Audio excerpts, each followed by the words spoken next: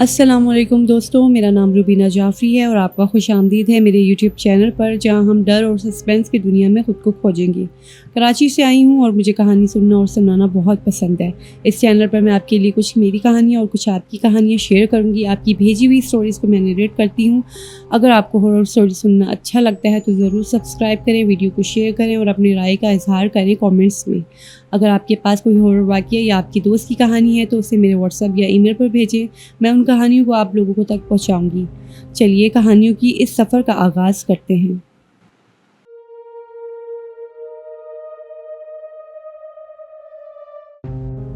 السلام علیکم، میرا نام عمران ہے اور میں پورٹلینڈ میں اوبر چلاتا ہوں۔ میں نے کئی راتوں میں لیٹ نائٹ رائڈز اٹھائی ہیں، لیکن ایک رات کا سفر ہے جو ہمیشہ میرے ذہن میں رہے گا۔ یہ واقعہ کچھ مہینے پہلے کا ہے، جب پورٹلینڈ میں سردیاں شروع ہوئی تھیں اور ہوائیں بہت تیز چل رہی تھیں۔ رات کے تقریباً 1 بج رہے تھے اور میں اپنی شفٹ ختم کرنے کا سوچ رہا تھا۔ گھر واپس جانے ہی والا تھا کہ ایک رائڈ کا نوٹیفیکیشن ملا۔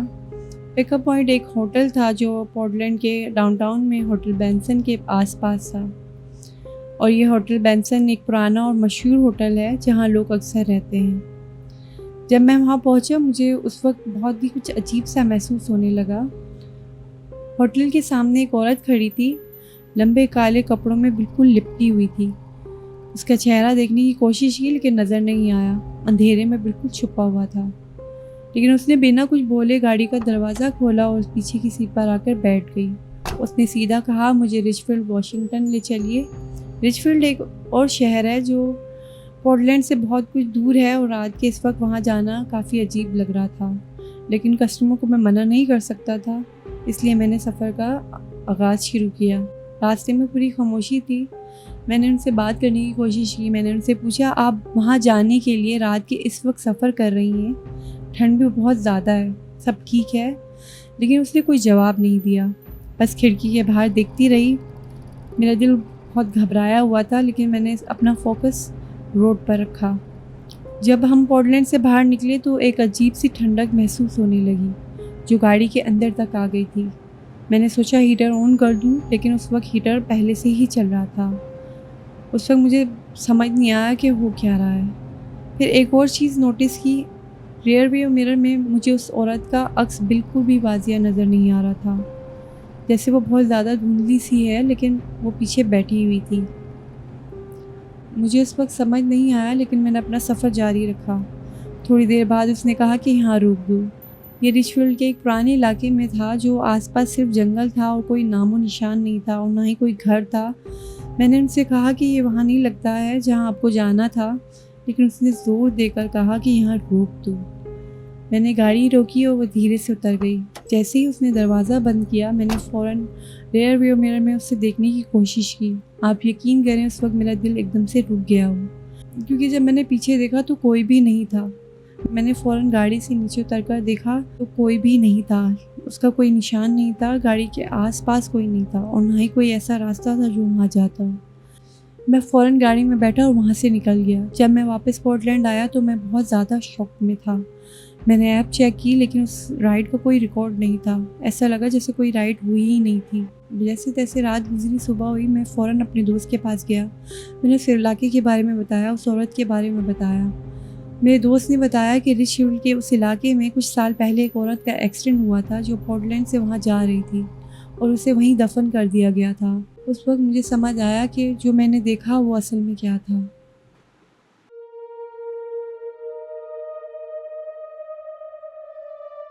انڈیا سے امن سنگھ نے ہمارے ساتھ ایک سٹوری شیئر کی ہے جو ممبئی کی ہے۔ لوناولا میں ایک گھر ہے، عائشہ ویلا کے نام سے ہے۔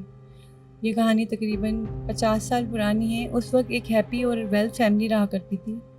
اس فیملی میں 3 لوگ تھے، عائشہ اور اس کے ماں باپ۔ عائشہ تقریباً 16-17 سال کی تھی اور وہ لوگ اپنے وقت کے بہت ہیپی اور ویلدی فیملی میں سے شمار ہوتے تھے، مگر اس ہیپی اور ویلدی کی وجہ سے آس پاس کے لوگ ان سے بہت زیادہ جلتے تھے۔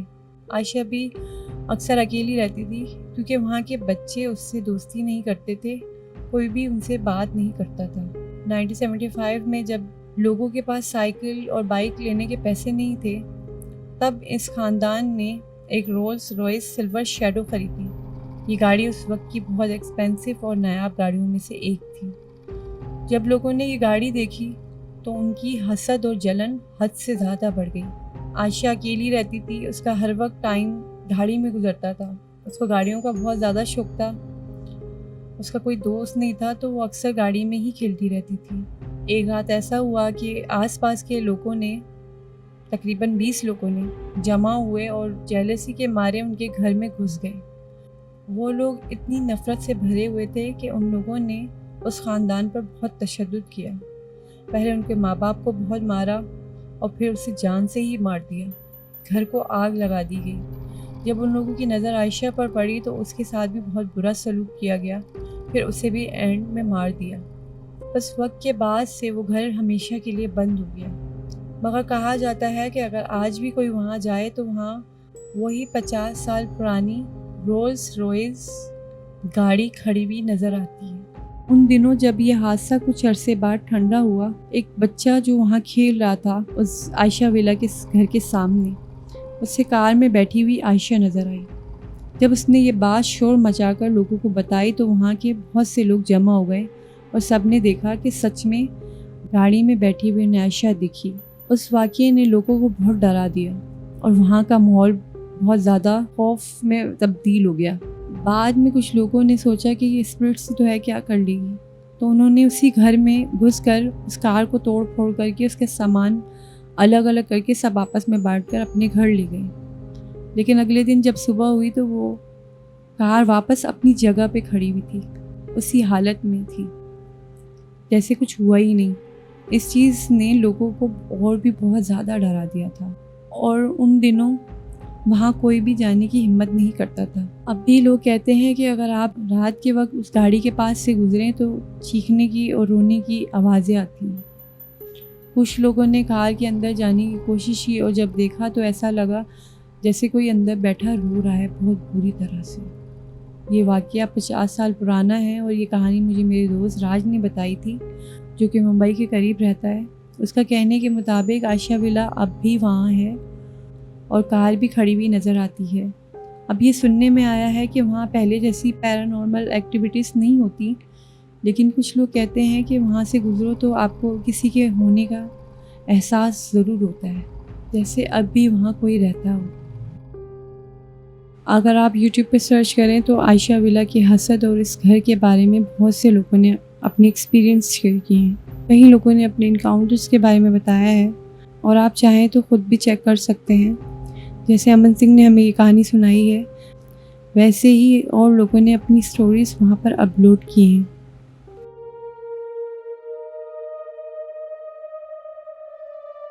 السلام علیکم، میرا نام نعمان ہے اور میں کراچی میں رہتا ہوں۔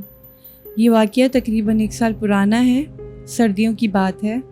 میں اکثر اپنا سفر شہر کے آخری بس پہ کرتا ہوں جو دیر رات تک چلتی رہتی ہے۔ بس کا روٹ صدر سے سٹارٹ ہوتا تھا اور میرے گھر کے بالکل اس جگہ پر تھا جہاں بس کا آخری اسٹاپ لگتا ہے، اس لیے میں ہمیشہ آرام سے ہینڈ فری لگا کر اپنے سکون سے سفر کرتا تھا۔ رات کا وقت ہوتا تھا تو اکثر بس خالی ہی ہوتی تھی۔ ایک رات ہر چیز پہلے جیسی ہی تھی۔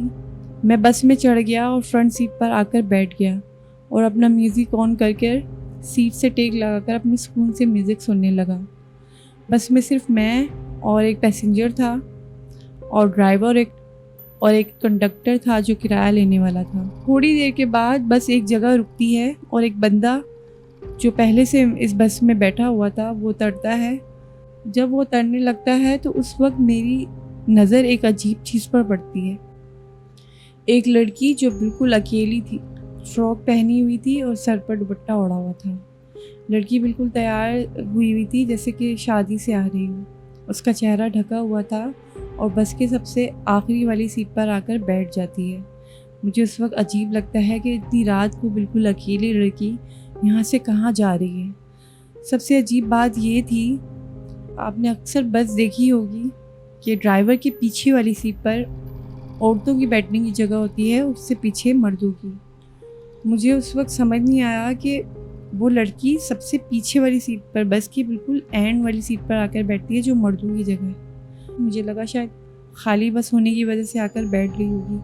خیر میں نے اس بات کو اگنور کیا اور اپنا میوزک سننے لگا۔ 5 منٹ کے سفر گزرنے کے بعد جب کنڈکٹر نے مجھ سے کرایہ لینے آیا تو وہ مجھ سے کرایہ لے کے پیچھے نہیں گیا. مطلب مجھ سے کرایہ لینے کے بعد جب وہ لڑکی پیچھے والی سیٹ پر بیٹھی ہوئی تھی، بجائے اس کے پاس کرایہ لینے کے وہ آگے کی طرف چلا گیا اور ڈرائیور کے پاس جا کر بیٹھ گیا. اس وقت مجھے ایک عجیب سا ڈر محسوس ہوا. میں نے اپنی ہینڈ فری اتار دی اور سوچ میں پڑ گیا. پیچھے دیکھنا بھی عجیب لگ رہا تھا. لڑکی بالکل خاموشی سے بیٹھی تھی، لیکن اس کی چوڑیوں کی ہلکی سی آوازیں آ رہی تھیں جو اس بات کا ثبوت دیتی تھی کہ وہ وہاں موجود ہے. بس اپنا سفر کرتی رہی. 10-15 منٹ کے بعد آخری بس کا سٹاپ آ گیا، اور یہ بس کا وہ آخری سٹاپ ہوتا ہے جہاں جتنے بھی اگر پیسنجرز ہوتے ہیں تو وہ اتر جاتے ہیں. جب میں اس بس سے اترا تو میں نے دیکھا کہ بس سے کوئی لڑکی نہیں اتری. اس وقت میں بس کو دیکھتا رہا. بس اپنی جگہ کھڑی کر کر بس ڈرائیور اور کنڈکٹر نکل کر اپنی راستے جانے لگے. تب بھی وہ لڑکی مجھے اترتے ہوئے نظر نہیں آئی. میں اس وقت بہت زیادہ گھبرا گیا تھا. میری حالت بہت زیادہ خراب ہو گئی تھی. ڈر کی وجہ سے میں نے فوراً آیت الکرسی پڑھنا شروع کر دی اور تیز تیز قدموں سے اپنی گھر کی طرف جانے لگا. گھر پہنچ کر مجھے تھوڑی راحت کا سکون ملا. میں کھانا وانا کھا کر اپنے کمرے میں آ کر لیٹا تو مجھے رات بھر نیند نہیں آئی. پوری رات بے چینی میں گزری. بہت ڈر اور خوف میرے دل میں بیٹھ گیا تھا. میں نے جو دیکھا آپ یقین کریں میرے ذہن سے نکل نہیں رہا تھا. سوچ سوچ کے اتنا برا حال تھا کہ اتنی حالت بری ہو گئی. جب صبح ہوئی تو بہت تیز بخار ہو گیا. میں نے اپنے موبائل پر سورہ بقرہ سنی اور آیت الکرسی پڑھی تو مجھے سکون ہوا. پھر کچھ دن آفس کی چھٹی کر کے کچھ دن گھر میں گزارنے کے بعد مجھے سکون ملا. اب جب بھی آفس سے آتا ہوں تو آیت الکرسی پڑھ کر نکلتا ہوں. کوشش کرتا ہوں کہ جلدی نکل جاؤں. یہ واقعہ میری زندگی کا پہلا ایسا واقعہ تھا جو اتنا عجیب تھا. میں کبھی ان باتوں پر یقین نہیں کرتا تھا، لیکن جو میں نے اس رات دیکھا وہ اب تک میرے ذہن سے نہیں نکلتا. ہر بار سوچ کر میری عجیب کیفیت سی ہونے لگتی ہے.